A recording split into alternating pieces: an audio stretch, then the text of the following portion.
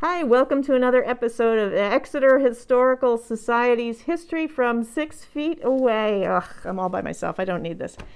But you're going to need it if you go back to school in the fall. If you were going to school 100 years ago, however, you'd probably have different classroom equipment that you'd bring with you.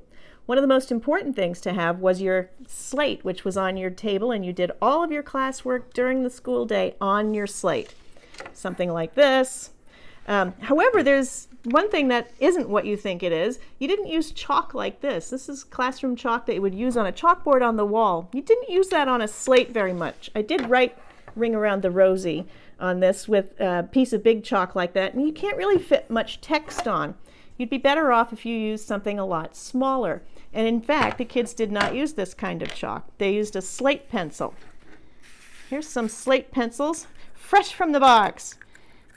They look like this, big long piece of slate with a nice paper wrapper around the edge, supposedly to help you to grip onto it and keep your hands clean. These broke almost immediately. So usually within just a few weeks of school starting, you had many small pieces of slate pencil, but they did work very well and you could fit a lot on there.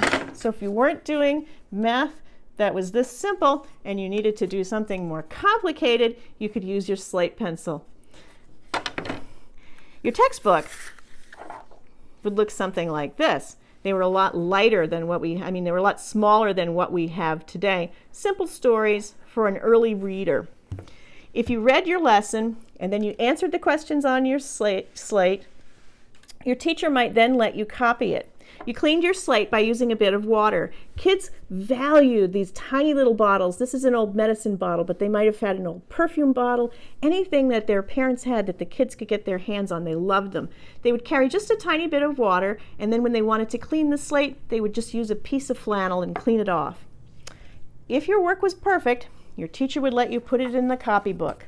This is a copybook here. This student was working on his penmanship, repeating the same things over and over and over in about the 1830s or 40s. Kids still practice penmanship. Don't let adults fool you.